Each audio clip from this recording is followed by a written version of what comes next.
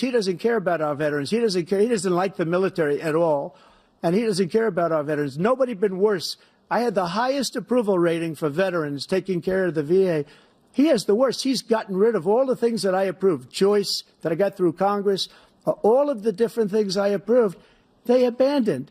We had by far the highest, and now it's down in less than half because he's done all these great things that we did, and I think he did it just because I approved it, which is crazy. But he has killed so many people at our border by allowing all of these people to come in. And it's a very sad day in America. President Biden, you have the mic. Every single thing he said is a lie. Every single one. For example, veterans are a hell of a lot better off since I passed the PACT Act. 1 million of them now have insurance, and their families have it.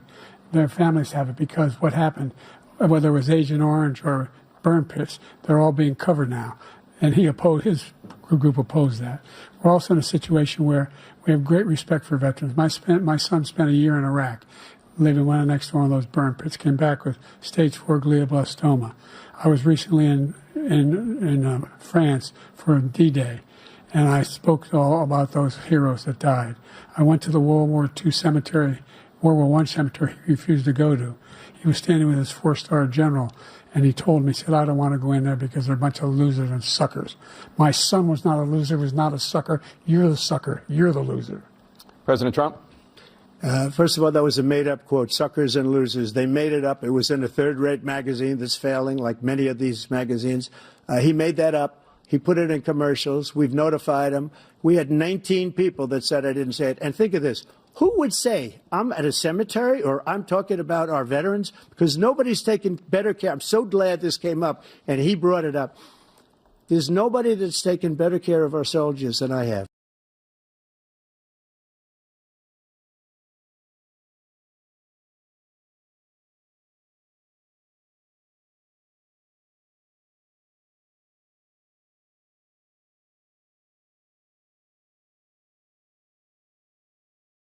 Agent said that the laptop was Russia disinformation. It wasn't. That came from his son, Hunter. It wasn't Russia disinformation. He made up the suckers and losers, so he should apologize to me right now. The 4-star general standing to your side who was on your staff who said you said it, period. That's number one. And number two, the idea that I have to apologize to you for anything along the line. We've done more for veterans than any president has in American history. And they now are in their family. The only sacred obligation we have as a country is to care for our veterans when they come home and their families and equip them when they go to war. That's what we're doing. That's what the VA is doing now. They're doing more for veterans than ever before in our history. All right. Thank you so much. Let's move to the topic of foreign policy. I want to begin with Russia's war against Ukraine, which is now in its 3rd year.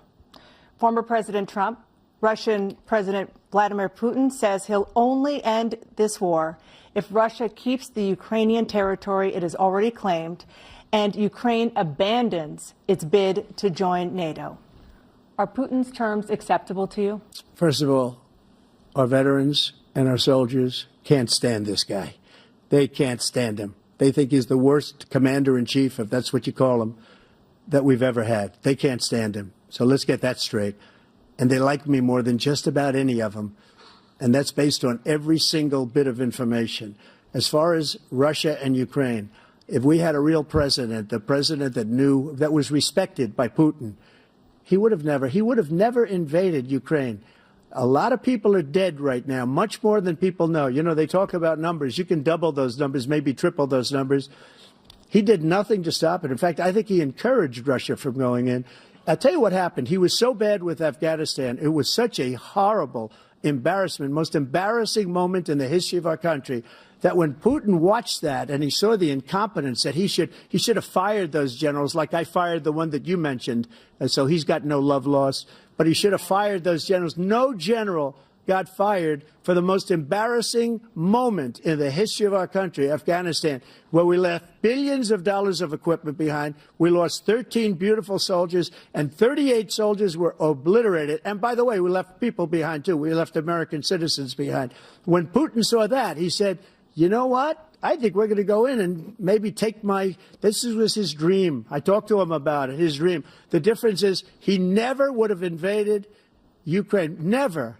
just like Israel would have never been invaded in a million years by Hamas. You know why? Because Iran was broke with me. I wouldn't let anybody do business with them. They ran out of money. They were broke. They had no money for Hamas. They had no money for anything. No money for terror. That's why you had no terror at all during my administration. This place, the whole world is blowing up under him. President Biden? I've never heard so much malarkey in my whole life. Look, the fact of the matter is that we're in a situation where, let's take the last point first. Iran attacked American troops, caused brain damage for a number of these troops, and he did nothing about it. Recently, not when he was president. They attacked. He said they're just having headaches. That's all it is. He didn't do a thing when the attack took place, number one. Number two, we got over 100,000 Americans and others out of Afghanistan during that airlift. Number three, we found ourselves in a situation where, if you take a look at what Trump did in Ukraine, this guy told Trump, do whatever you want, and do whatever you want. And that's exactly what Trump did to Putin, encourage him, do whatever you want. And he went in. And listen to what he said when he went in. He was going to take Kyiv in 5 days, remember? Because it's part of the old Soviet Union. That's what he wanted to reestablish, Kyiv. And he, in fact, didn't do it at all. He wasn't able to get it done. And they've lost thousands and thousands of troops, 500,000 troops. President Trump, I never come back said to you that. for 1 minute. I just want to go back to my original question, which is, are Putin's terms acceptable to you? Keeping the territory in Ukraine? Acceptable. No, they're not acceptable. But look, this is a war that never should have started. If we had a leader in this war, he led everybody along. He's given $200 billion now or more to Ukraine. He's given $200 billion. That's a lot of money. I don't think there's ever been anything like it. Every time that Zelensky comes to this country, he walks away with $60 billion. He's the greatest salesman ever. And I'm not knocking him. I'm not knocking anything. I'm only saying the money that we're spending on this war, and we shouldn't be spending, it should have never happened. I will have that war settled between Putin and Zelensky as president-elect before I take office on January 20th. I'll have that war settled. People being killed so needlessly, so stupidly, and I will get it settled, and I'll get it settled fast before I take office. President Biden, you have a minute. The fact is that Putin is a war criminal. He's killed thousands and thousands of people. And he has made one thing clear. He wants to reestablish what was part of the Soviet Empire, not just a piece. He wants all of Ukraine. That's what he wants. And then do you think he'll stop there? Do you think he'll stop when if he takes Ukraine? What do you think happens to Poland? What do you think of Belarus? What do you think happens to those NATO countries? And so if you want a war, you ought to find out what he's going to do, because if in fact he does what he says and walks away, and by the way, all that money we give Ukraine are from weapons we make here in the United States. We give them the weapons, not the money at this point. And our NATO allies have produced as much funding for Ukraine as we have. That's why we're strong. Thank you. Moving on to the Middle East. In October, Hamas attacked Israel, killing more than 1,000 people and taking hundreds of hostages. Among those held and thought to still be alive are 5 Americans. Israel's response has killed thousands of Palestinians and created a humanitarian crisis in Gaza. President Biden, you've put forward a proposal to resolve this conflict, but so far Hamas has not released the remaining hostages, and Israel is continuing its military offensive in Gaza. So what additional leverage will you use to get Hamas and Israel to end the war? You have 2 minutes. Number one, everyone from the United Nations Security Council straight through to the G7 to the Israelis and Netanyahu himself have endorsed the plan I put forward, which has 3 stages to it. The first stage is trade the hostages for a ceasefire. Second phase is a ceasefire with additional conditions. The third phase is the end of the war. The only one who wants the war to continue is Hamas. Number one, they're the only ones standing out. We're still pushing hard to get them to accept. In the meantime, what's happened In Israel, we're finding that the only thing I've denied Israel was 2,000-pound bombs. They don't work very well in populated areas. They kill a lot of innocent people. We're providing Israel with all the weapons they need and when they need them. And by the way, I'm the guy that organized the world against Iran when they had a full-blown intercontinental ballistic missile attack on Israel. No one was hurt. No one Israeli was accidentally killed, and it just stopped. We saved Israel. We are the biggest producer of support for Israel of anyone in the world. And so there are two different things. Hamas cannot be allowed to be continued. We continue to send our experts and our intelligence people as to how they can get Hamas like we did bin Laden. You don't have to do it. And by the way, they've been greatly weakened, Hamas, greatly weakened, and they should be. They should be eliminated. But you've got to be careful for using certain weapons among population centers. Just going back to Ukraine for 1 second. We have an ocean separating us. The European nations together have spent $100 billion, or maybe more than that, less than us. Why doesn't he call them and say, you got to put up your money like I did with NATO? I got them to put up hundreds of billions of dollars. The Secretary General of NATO said Trump did the most incredible job I've ever seen. They wouldn't have any. They were going out of business. We were spending almost 100% of the money was paid by us. He didn't do that. He's getting all. You got to ask these people to put up the money. We're over $100 billion more spent, and it has a bigger impact on them because of location, because we have an ocean in between. You got to ask them. As far as Israel and Hamas, Israel's the one that wants to go. He said the only one that wants to keep going is Hamas. Actually, Israel is the one, and you should let him go and let him finish the job. He doesn't want to do it. He's become like a Palestinian, but they don't like him because he's a very bad Palestinian. He's a weak one. President Biden, you have a minute. I've never heard so much foolishness. This is a guy who wants to get out of NATO. You're going to stay in NATO? He's going to pull out of NATO. The idea that we have, our strength lies in our alliances as well. It may be a big ocean, but we're ever able to avoid a war in Europe, a major war in Europe? What happens if, in fact, you have Putin continue to go into NATO? We have an Article 5 agreement. Attack on one is attack on all. You want to start the nuclear war he keeps talking about, go ahead. Let Putin go in and control Ukraine and then move on to Poland and other places. You see what happens then. He has no idea what the hell he's talking about. And by the way, I got 50 other nations around the world to support Ukraine, including Japan and South Korea, because they understand that this kind of dislocation has a serious threat to the whole world peace. No major war in Europe has ever been able to be contained just to Europe. President Trump, just to follow up, would you support the creation of an independent Palestinian state in order to achieve peace in the region? I'd have to see, but before we do that, the problem we have is that we spend all the money. So they kill us on trade. I made great trade deals with the European nations because if you add them up, they're about the same size economically. Their economy is about the same size as the United States. And they were no cars, they don't want anything that we have, but we're supposed to take their cars, their food, their everything, their agriculture. I changed that. But the big thing I changed is they don't want to pay. And the only reason that he can play games with NATO is because I got them to put up hundreds of billions of dollars. I said, and he's right about this, I said, no, I'm not going to support NATO if you don't pay. They asked me that question, would you guard us against Russia, at a very secret meeting of the 28 states at that time, nations at that time. And I said, no, if you don't pay, I won't do that. And you know what happened? Billions and billions of dollars came flowing in the next day and the next months. But now we're in the same position. We're paying everybody's bills. Let's turn to the issue of democracy. Former President Trump, I want to ask you about January 6, 2021. After you rallied your supporters that day, some of them stormed the Capitol to stop the constitutionally mandated counting of electoral votes. As president, you swore an oath to, quote, preserve, protect, and defend, unquote, the Constitution. What do you say to voters who believe that you violated that oath through your actions and inaction on January 6th and worry that you'll do it again? Well, I don't think too many believe that. And let me tell you about January 6th. On January 6th, we had a great border. Nobody coming through, very few. On January 6th, we were energy independent. On January 6th, we had the lowest taxes ever.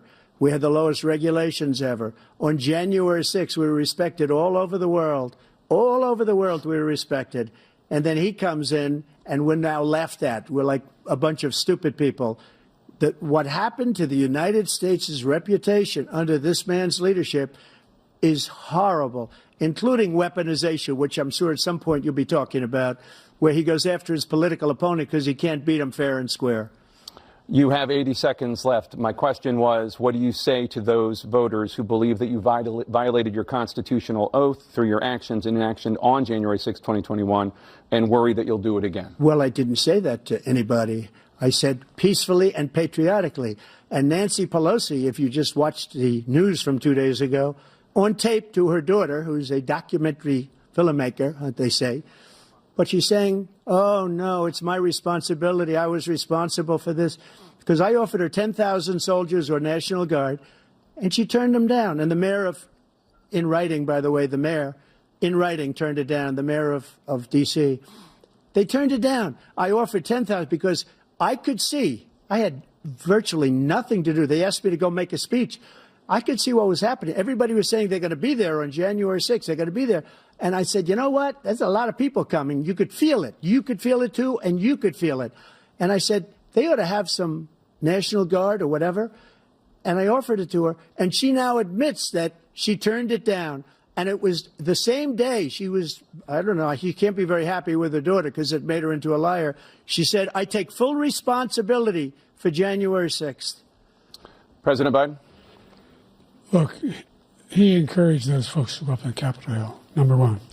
I sat in that dining room off the Oval Office. He sat there for 3 hours watching, begging, being begged by his vice president and a number of his colleagues on the Republican side as well to do something, to call for a stop, to end it. Instead, they talked about these people being patriots and great patrons of America.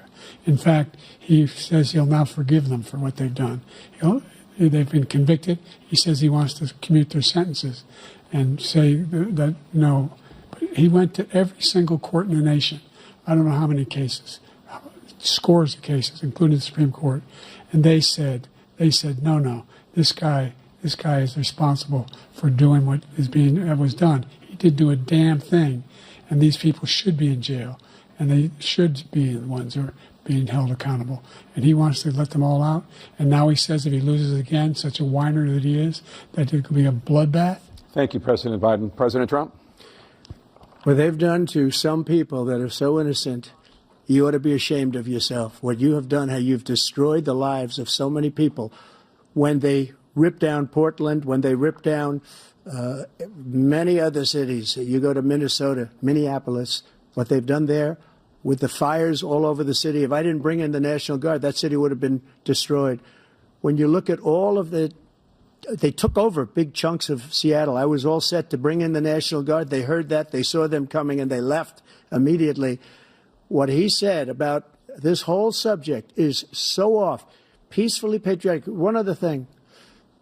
The Unselect Committee, which is basically two horrible Republicans that are all gone now, out of office, and Democrats, all Democrats, they destroyed and deleted all of the information they found because they found out we were right. We were right. And they deleted and destroyed all of the information. They should go to jail for that. If a Republican did that, they'd go to jail. Thank you, President Trump. President Biden, I want to give you a minute. The only person on this stage is a convicted felon is the man I'm looking at right now. And the fact of the matter is, what he's telling you is simply not true. The fact is that there was no effort on his part to stop what was going on up in Capitol Hill. And all those people, every one of those who were convicted, turned over desks, turned them over statues. The idea that those people are patriots? Come on. When I asked him about the first two debates we had, first time around, I said, will you denounce the Proud Boys? He said, no, I'll tell them to stand by. The idea he's refusing, will you denounce these guys? Will you denounce the people we're talking about now? Will you denounce the people who attacked that Capitol? What are you going to do? I'm going to give you a minute, President Trump, for a follow-up question I have. After a jury convicted you of 34 felonies last month, you said if reelected, you would, quote, have every right to go after, unquote, your political opponents. You just talked about members of the Select Committee on January 6th going to jail. Your main political opponent is standing on stage with you tonight. Can you clarify exactly what it means about you feeling you have every right to go after your political opponents? Well, I said my retribution is going to be success. We're going to make this country successful again, because right now it's a failing nation. My retribution is going to be success. But when he talks about a convicted felon, his son is a convicted felon at a very high level. His son is convicted, going to be convicted probably numerous other times. Should have been convicted before, but his Justice Department let the statute of limitations lapse on the most important things. But he could be a convicted felon as soon as he gets out of office. Joe could be a convicted felon with all of the things that he's done. He's done horrible things. All of the death caused at the border, telling the Ukrainian people that we're going to want $1 billion or you change the prosecutor. Otherwise, you're not getting $1 billion. If I ever said that, that's quid pro quo. That we're not going to do anything. We're not going to give you $1 billion unless you change your prosecutor, having to do with the son. This man is a criminal. This man, you're lucky. You're lucky. I did nothing wrong. We'd have a system that was rigged and disgusting. I did nothing wrong. Thank you, President Trump. President Biden, you have said, I'm coming right to you, sir. Well, you want to respond? Go ahead. I'll give you a minute to respond. The idea that I did anything wrong relative to what you're talking about is outrageous. It's simply a lie, number one. Number two, the idea that you have a right to seek retribution against any American just because you're president is wrong. It's simply wrong. No president's ever spoken like that before. No president in our history has spoken like that before.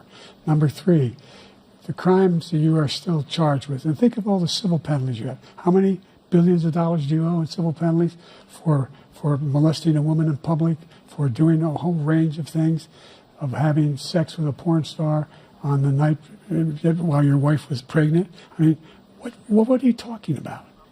You have the morals of an alley cat.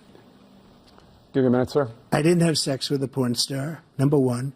Number two, that was a case that was started and moved. They moved a high-ranking official, a DOJ, into the Manhattan DA's office to start that case. That case is going to be appealed and won. We had a very terrible judge, a horrible judge, Democrat. The prosecutor were all high-ranking Democrats, appointed people, and both the civil and the criminal. He basically went after his political opponent because he thought it was going to damage me. But when the public found out about these cases, because they understand it better than he does, he has no idea what these cases are. But when they found out about these cases, you know what they did? My poll numbers went up, way up. You know that because you're reporting it. And we took in more money in the last 2 weeks than we've ever taken in the history of any campaign. I don't think any campaign has ever taken. Hundreds of millions of dollars came pouring in because the public knows it's a scam, and it's a guy that's after his political opponent because he can't win fair and square. Thank you, President Trump. President Biden, you have said, quote, Donald Trump and his MAGA Republicans are determined to destroy American democracy. Do you believe that the tens of millions of Americans who are likely to vote for President Trump will be voting against American democracy? The more they know about what he's done, yes. The more they know about what he's done. And there's a lot more coming. He's got a lot of cases down the road coming around. He's got a whole range of issues he has to face. I don't know what the juries will do, but I do know he has a real problem. And so the fact that, could you ever think you heard any president say that I'm going to seek retribution? Do you ever hear any president say that I thought Hitler had some good ideas? What got me involved to run in the first place after my son had died, I decided in Iraq, because of Iraq, I said I wasn't going to run again until I saw what happened in Charlottesville, Virginia. People coming out of the woods carrying swastikas on torches, and singing the same anti-Semitic bile they sang when back in Germany. And the young woman got killed. I spoke to the mother, and they asked him. They said, "What do you think of those people? The ones who got killed, the one who tried to stop it, and the ones," he said, "I think they're fine people on both sides." What American president would ever say Nazis coming out of fields carrying torches, singing the same anti-Semitic bile, carrying swastikas were fine people? And this is the guy who says Hitler's done some good things. I'd like to know what they are. Good things Hitler's done, that's what he said. This guy has no sense of American democracy. President Trump. Jake, both of you know that sir has been totally wiped out, because when you see the sentence, it said 100% exoneration on that sir. He just keeps it going. He says he ran because of Charlottesville. He didn't run because of Charlottesville. He ran because it was his last chance. He's not equipped to be president. You know it, and I know it. It's ridiculous. We have a debate. We're trying to justify his presidency. His presidency, he's without question, the worst president, the worst presidency in the history of our country. We shouldn't be having a debate about it. There's nothing to debate. He made up the Charlottesville story, and you'll see it's debunked all over the place. Every reasonable anchor has debunked it. And just the other day it came out where it was fully debunked. It's a nonsense story. He knows that, and he didn't run because of Charlottesville. He used that as an excuse to run. President Biden? And debunked. It happened. All you have to do is listen to what was said at the time. And the idea that somehow that's the only reason I ran because I was worried a guy like this guy could get elected. If he thought they were good people coming out of that forest, carrying those woods, carrying those torches, then he didn't deserve to be president. Didn't deserve to be president at all. And the idea that he's talking about all this being fabricated, we saw with our own eyes. We saw what happened on January 6th. We saw the people breaking through the windows. We saw people occupying his own vice president. Look, there's a reason why 40 of his 44 top cabinet officers refused to endorse him this time. His vice president hasn't endorsed him this time. So why? Why? They know him well. They serve with him. Why are they not endorsing him? Thank you, President Biden. We're going to be right back with more from the CNN presidential debate.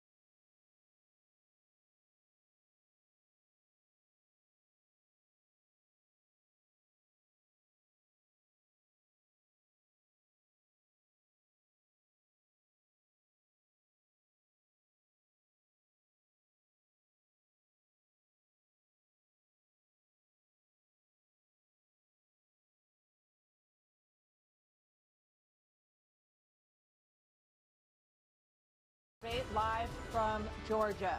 Let's talk about persistent challenges you both faced in your first terms and you'd certainly face again in a second term. President Biden, while black unemployment dropped to a record low under your presidency, black families still earn far less than white families. Black mothers are still 3 times more likely to die from pregnancy-related causes, and black Americans are imprisoned at 5 times the rate of white Americans. What do you say to black voters who are disappointed that you haven't made more progress? They acknowledge they made a lot of progress, number one. The fact of the matter is there are more small black businesses that have been started than any time in history. Number two, the wages of black unemployment is the lowest level it's been in a long, long time.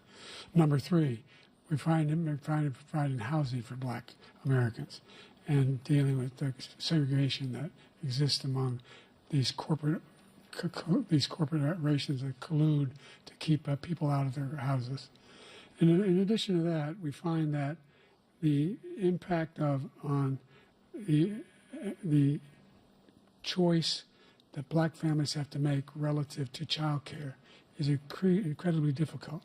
When we did the first major piece of legislation in the past, I was able to reduce black child care costs.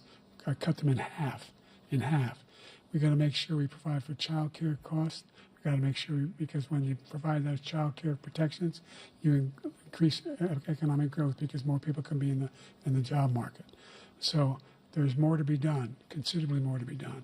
But we've done a great deal so far, and I'm not letting up, and they know it. You have 49 seconds left. What do you say to black voters who are disappointed with the progress so far? I say I don't blame them for being disappointed. Inflation is still hurting them badly. For example, I provided for the idea that any black family, first-time home buyer, should get a $10,000 tax credit to be able to buy their first home so they can get started. I made sure that we're in a situation where all those black families and those black individuals who had to take out student loans that were ballooning, that if they were engaged in nursing, anything having to do with volunteerism, if they paid their bills for 10 years on their student debt, all the rest was forgiven after 10 years. Millions have benefited from that. And we're going to do a whole lot more for black families. Thank you, President Trump. And he caused the inflation. He's blaming inflation, and he's right, it's been very bad. He caused the inflation, and it's killing black families and Hispanic families and just about everybody. It's killing people. They can't buy groceries anymore. They can't. You look at the cost of food where it's doubled and tripled and quadrupled. They can't live. They're not living anymore.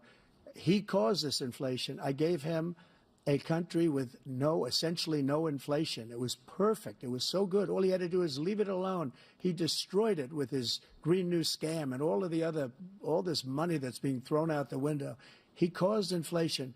As sure as you're sitting there, the fact is that his big kill on the black people is the millions of people that he's allowed to come in through the border. They're taking black jobs now, and it could be 18, it could be 19, and even 20 million people. They're taking black jobs, and they're taking Hispanic jobs, and you haven't seen it yet, but you're going to see something that's going to be the worst in our history. Thank you. President Biden?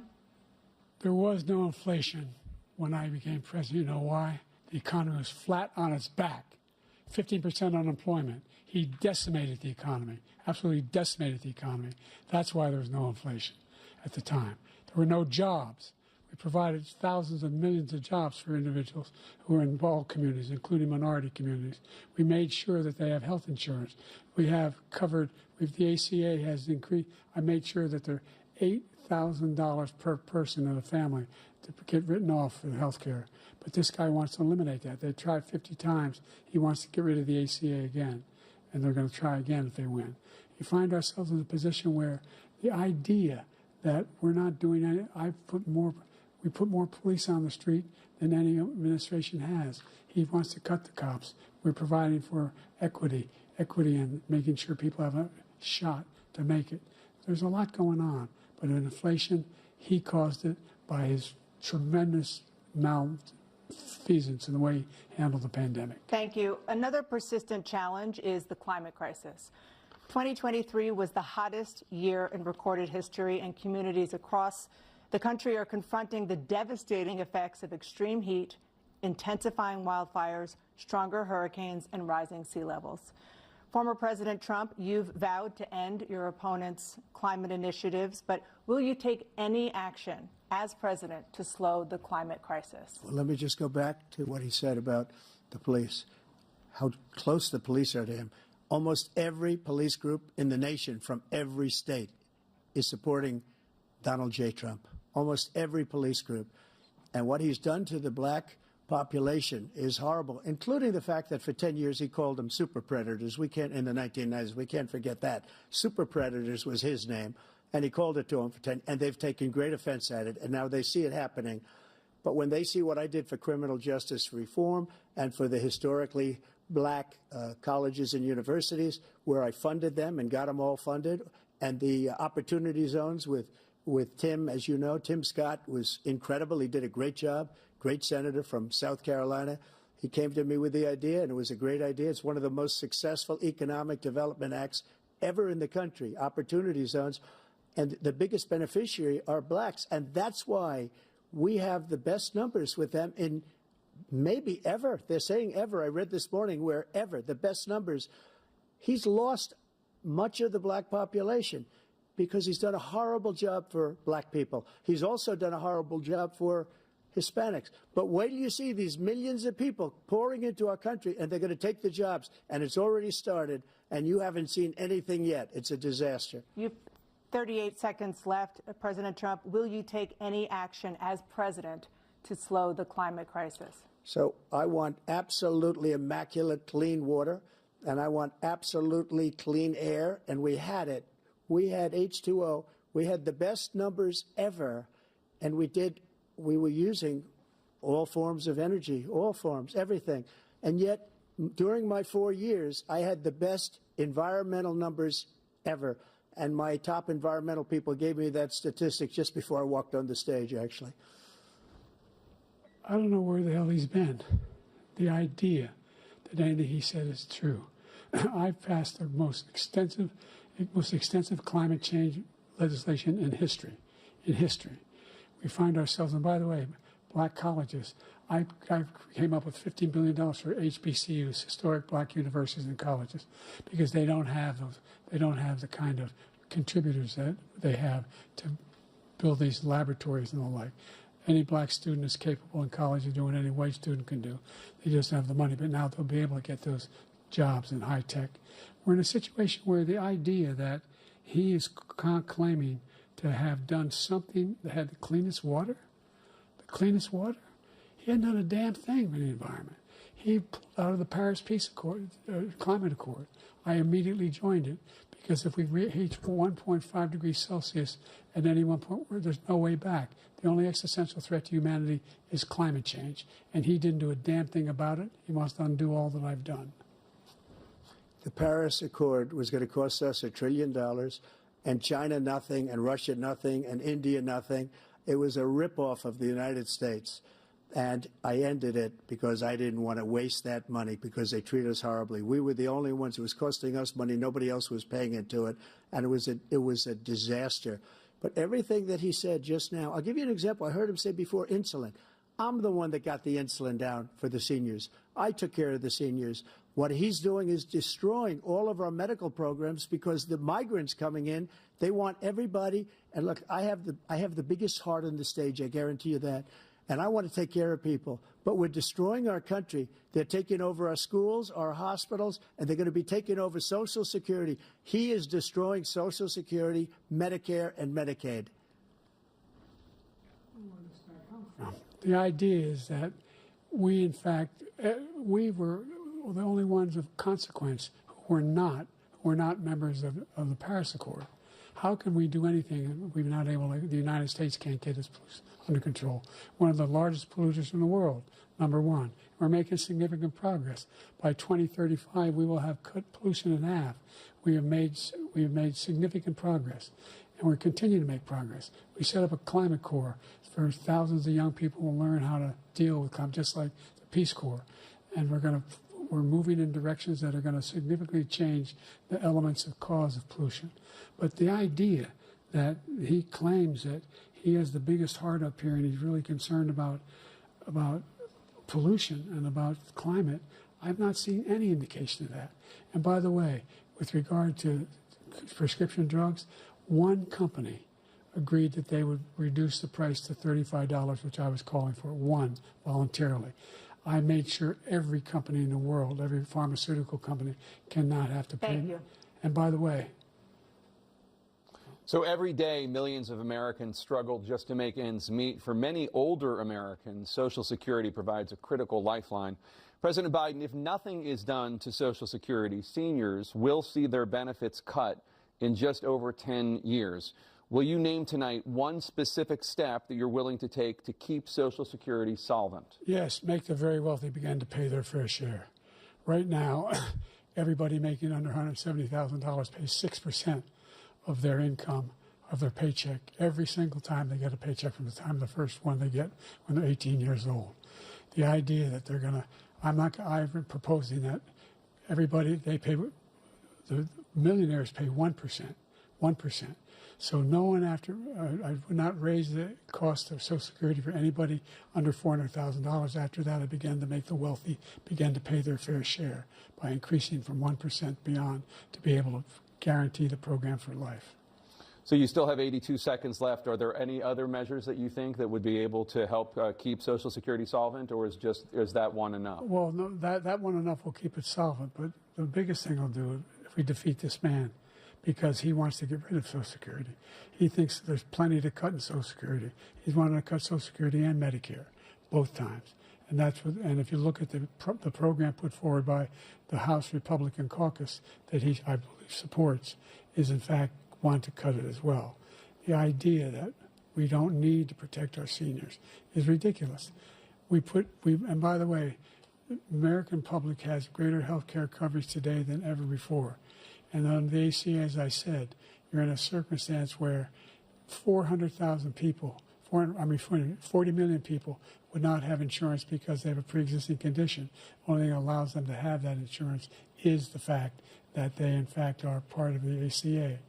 And by the way, the other thing is, we're in a situation where I talk about education for black communities. I've raised the amount of money for Pell Grants by another $8,000. So anybody making under $70,000 a year is going to be able to get $15,000 toward their tuition. He just doesn't know what he's talking about.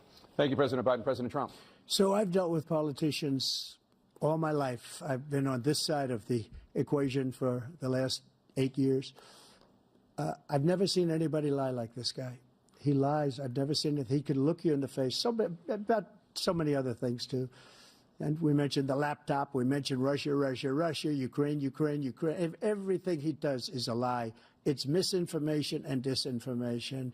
The losers and suckers story that he made up is a total lie on the military. It's a disgrace. But Social Security, he's destroying it because millions of people are pouring into our country, and they're putting them onto Social Security. They're putting them onto Medicare, Medicaid. They're putting them in our hospitals. They're taking the place of our citizens. What they're doing to the VA, to our veterans, is unbelievable. Our veterans are living in the street, and these people are living in luxury hotels. He doesn't know what he's doing, and it's really coming back. I've never seen such anger in our country before. President Biden? The idea that veterans are not being taken care of, I told you before. And by the way, when I said suckers and losers, he acknowledged after that he fired that general.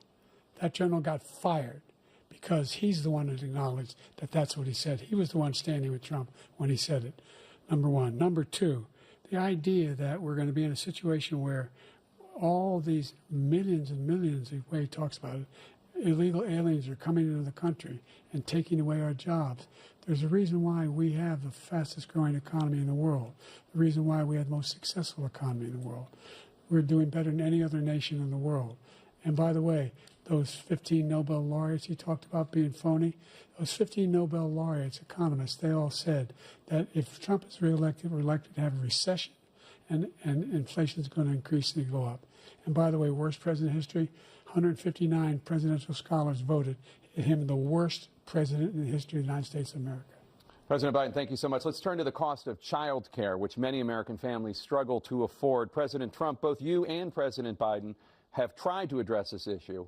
But the average cost of child care in this country has risen to more than $11,000 a year per child. For many families, the cost of child care for 2 children is more than their rent. In your second term, what would you do to make child care more affordable? Just to go back, the general got fired because he was no good. And if he said that, that's why he made it up. But we have 19 people that said I didn't say it, and they're very highly respected, much more so than him. The other thing is, he doesn't fire people. He never fired people. I've never seen him fire anybody. I did fire a lot. I fired Comey because he was no good. I fired a lot of the top people at the FBI, drained the swamp. They were no good. Not easy to fire people. You'd pay a price for it, but they were no good. I inherited these people. I didn't put him there. I didn't put Comey there. He was no good. I fired him. This guy hasn't fired anybody. He never fires. He should have fired every military man that was involved with that the Afghanistan horror show. The most embarrassing moment in the history of our country. He didn't fire. Did you fire anybody?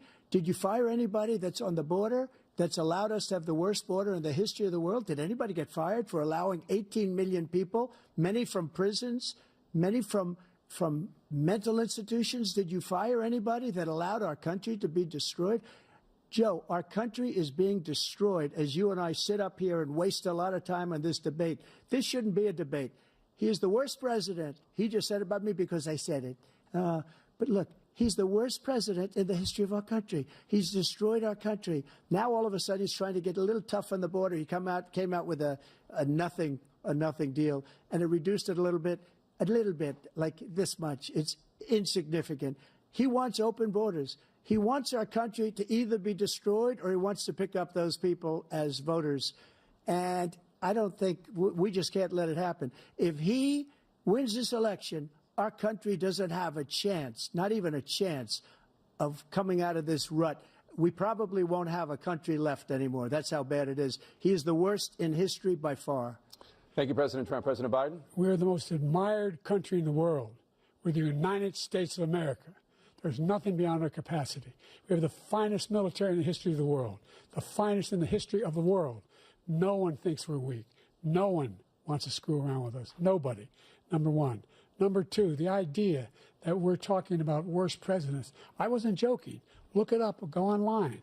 159 or 58, don't hold me the exact number, presidential historians, they've had meetings and they voted who's the worst president in American history. One through best to worst. They said he was the worst in all of American history. That's a fact. That's not conjecture. He can argue they're wrong, but that's what they voted. The idea that he is doing anything to deal with child care, he did for virtually nothing to child care. We should significantly increase the child care tax credit. We should significantly increase the availability of women and men or single parents to be able to go back to work. And we should encourage businesses to have. Thank you, President Biden. President Trump, the question was about what would you do to make child care more affordable, if you want to take your minute. Just so you understand, we have polling, we have other things that they rate him the worst because what he's done is so bad. And they rate me, I'll show you, I will show you, and they rate me one of the best, okay? And if I'm given another 4 years, I will be the best. I think I'll be the best. Nobody's ever created an economy like us. Nobody ever cut taxes like us. He's the only one I know. He wants to raise your taxes by 4 times. He wants to raise everybody's taxes by 4 times. He wants the Trump tax cuts to expire. So everybody, including the two of you, are going to pay 4 to 5 times. Nobody ever heard of this before. All my life, I'd grow up and I'd see politicians talking about cutting taxes. When we cut taxes, as I said, we did more business. Apple and all these companies, they were bringing money back into our country. The worst president in history by far, and everybody knows it. President Biden? Look, the fact of the matter is that he's dead wrong about, he's increased the tariff, he will increase the taxes on middle-class people. I said I'd never raise a tax on anybody making less than $400,000. I didn't. But this tariff is 10% tariffs. Everything coming in the country, you know what the economists say? That's going to cost the average American $2,500 a year more because they're going to have to pay the difference in food and all the things that are very important. Number two, he's in a situation where he talks about how he has not raised, he somehow helped the middle class. Middle class have been devastated by you. Now you want a new tax cut of $5 trillion over the next 10 years, which is going to fundamentally bankrupt the country. You had the largest deficit of any president in American history, number one. Number two, you have not, in fact, made any contact, any progress with China.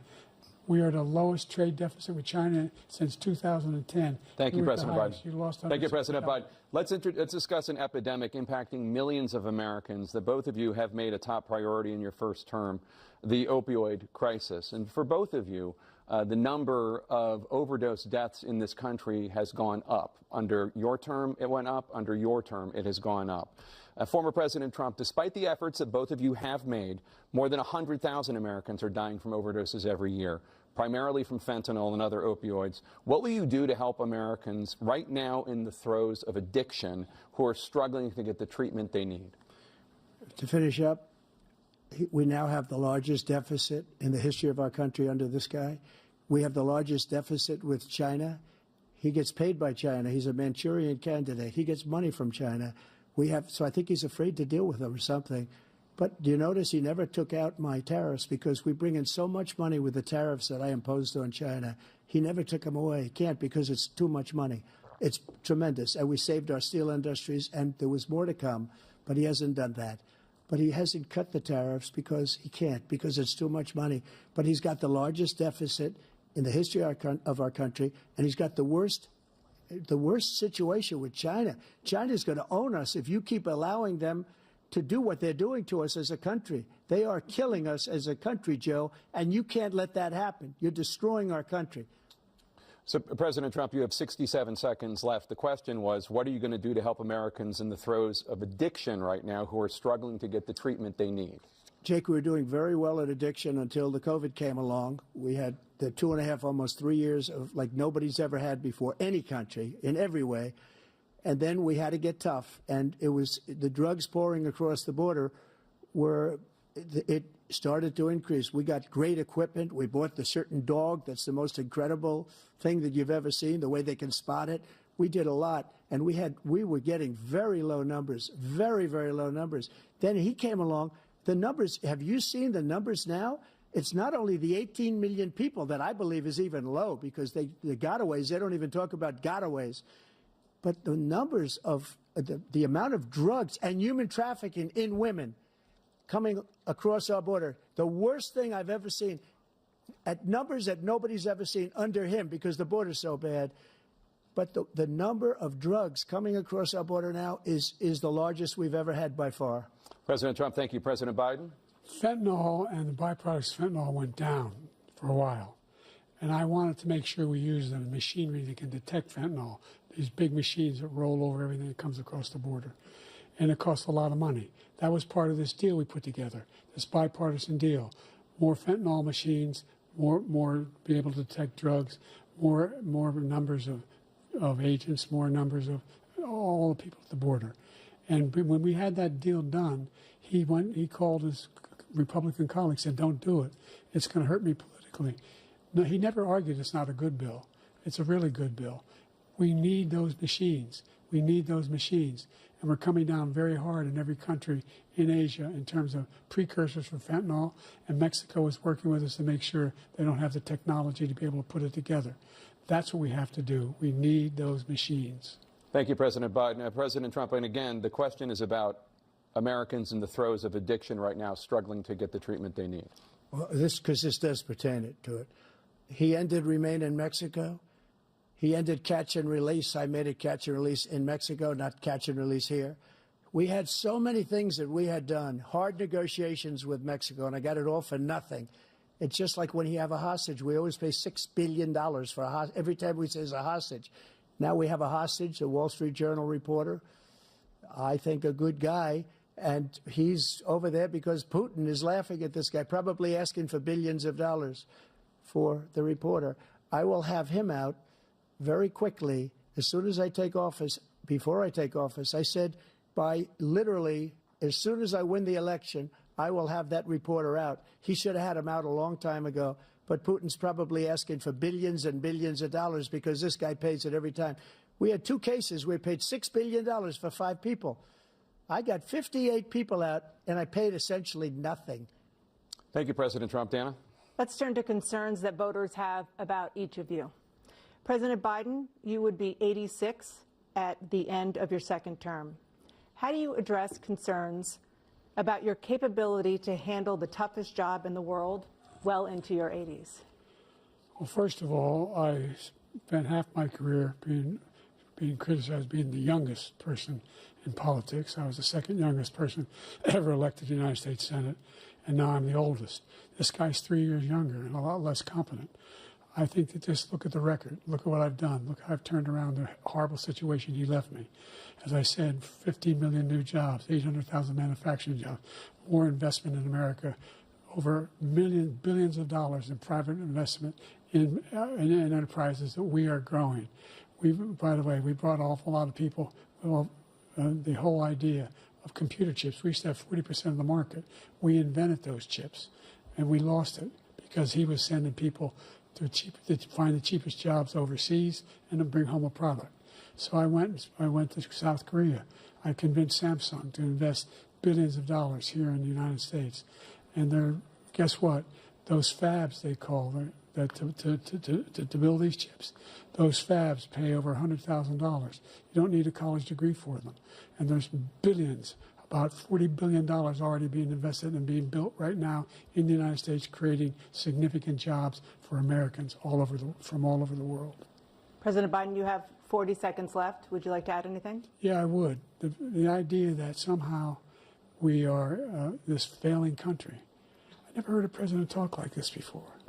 We're the envy of the world. Name me a single major country president who wouldn't trade places with the United States of America for all our problems and all our opportunities. We're the most progressive country in the world in getting things done. We're the strongest country in the world. We're a country in the world who keeps our word, and everybody trusts us, all of our allies, and those who he coddles up to, from Kim Jong-un, he sends love letters to, and Putin, etc. They don't want to screw around with us. Thank you. Former President Trump, to follow up, you would be 82 at the end of your second term. What do you say to voters who have concerns about your capabilities to serve? Well, I took 2 tests, cognitive tests. I aced them, both of them, as you know. We made it public. He took none. I'd like to see him take one, just one, a real easy one. Like go through the first 5 questions. He couldn't do it. But I took 2 cognitive tests. I took physical exams every year.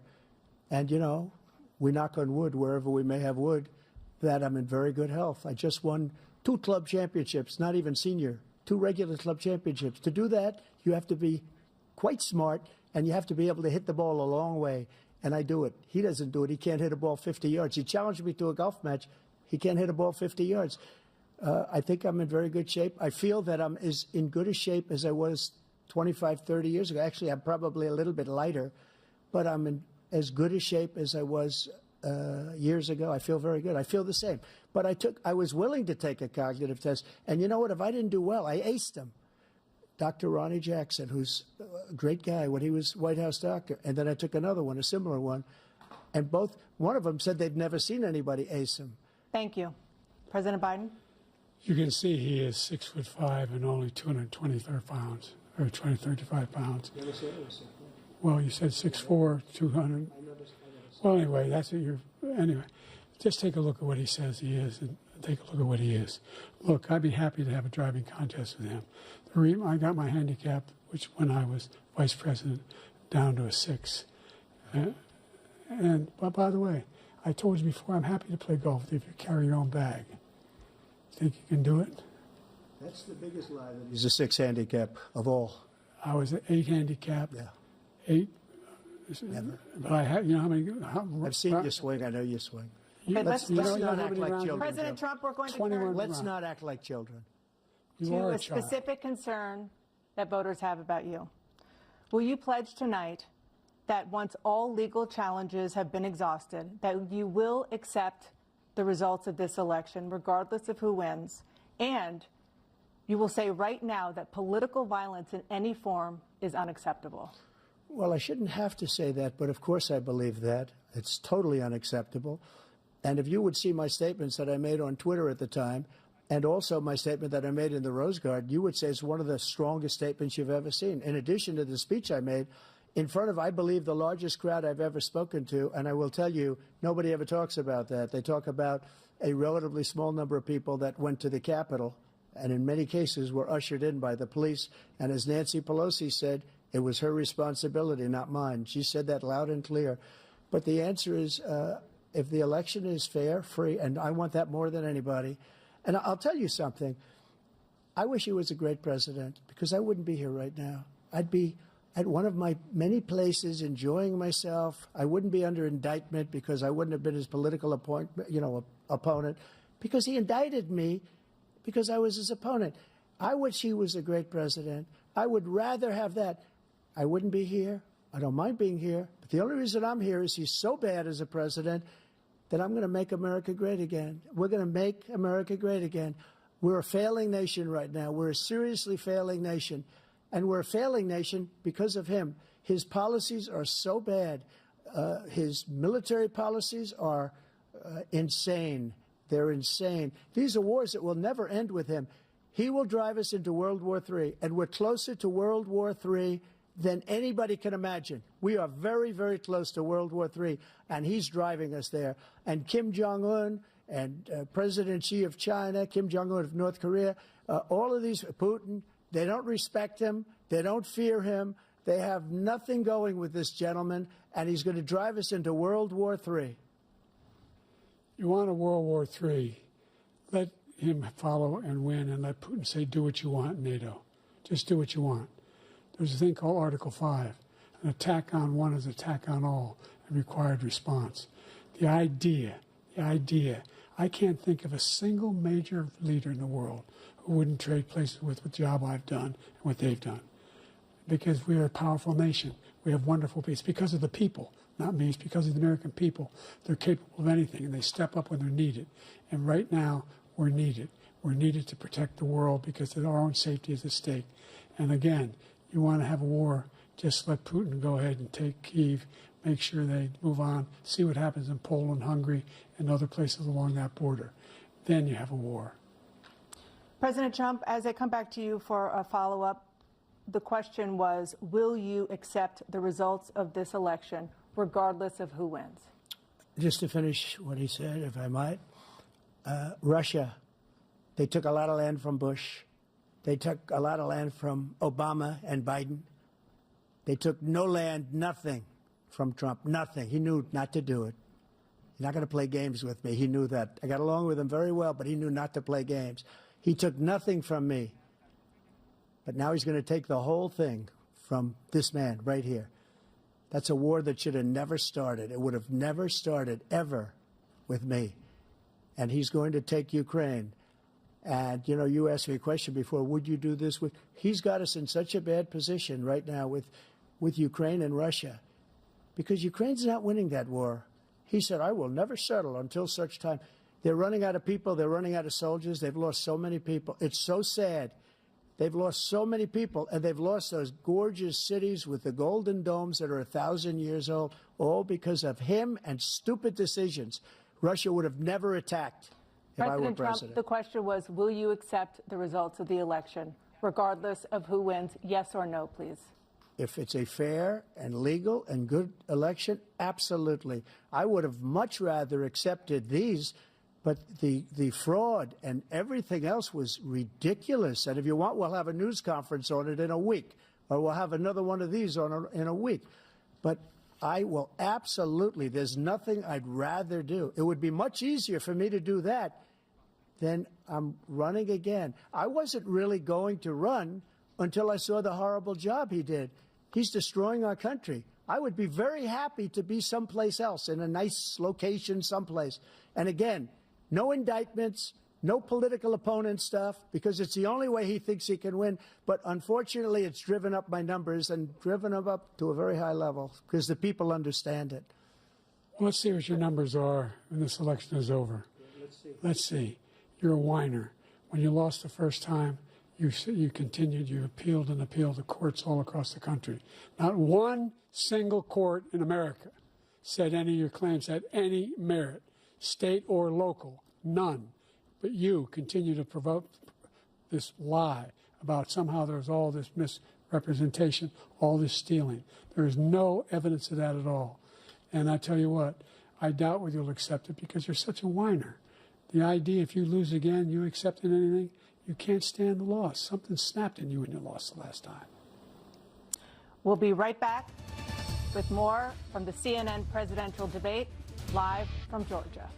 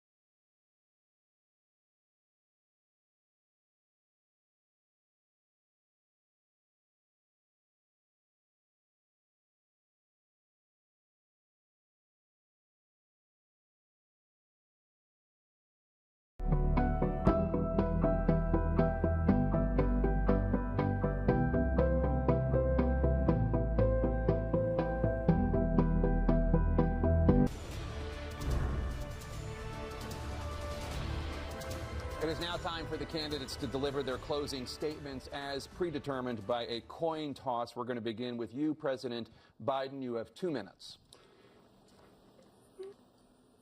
We've made significant progress from the debacle that was left by President Trump in his last term.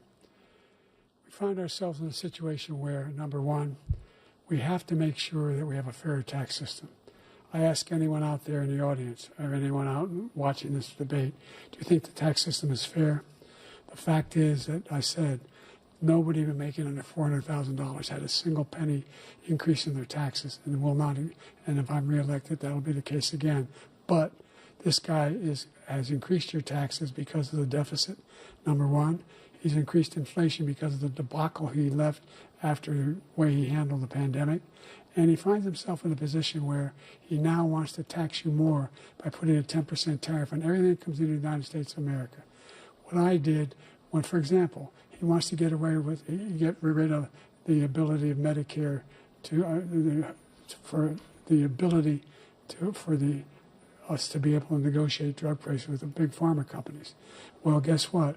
We got it down to $35 for insulin instead of $400.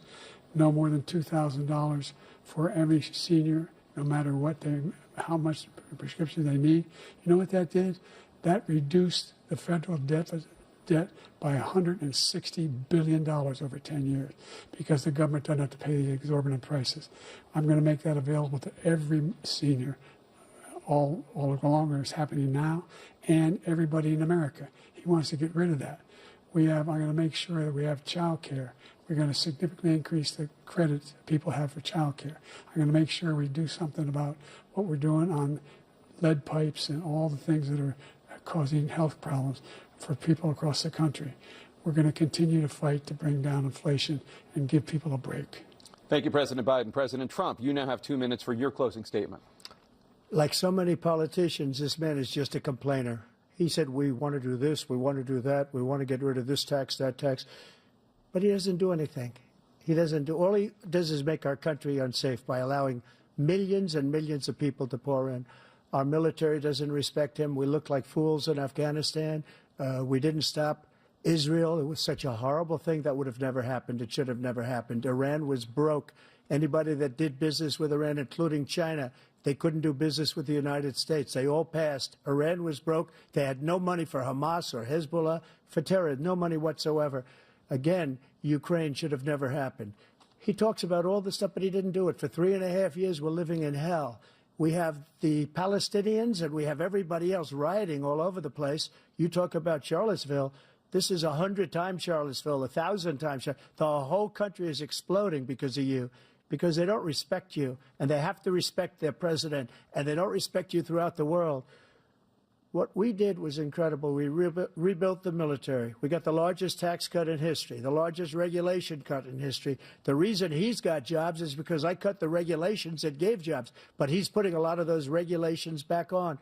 All of the things that we've done, nobody's never seen anything like, even from a medical standpoint, right to try, where we can try space-age materials instead of going to Asia or going to Europe and trying to get when you're terminally ill. Now you can go and you can get something. You sign a document. They've been trying to get it for 42 years.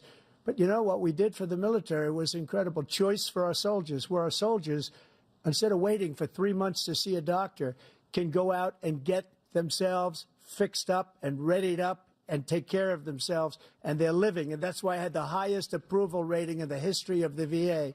So all of these things, we're in a failing nation, but it's not going to be failing anymore. We're going to make it great again. Thank you, former President Trump, President Biden. Stay with us because we have full analysis of this debate. Anderson Cooper and Aaron Burnett starts now on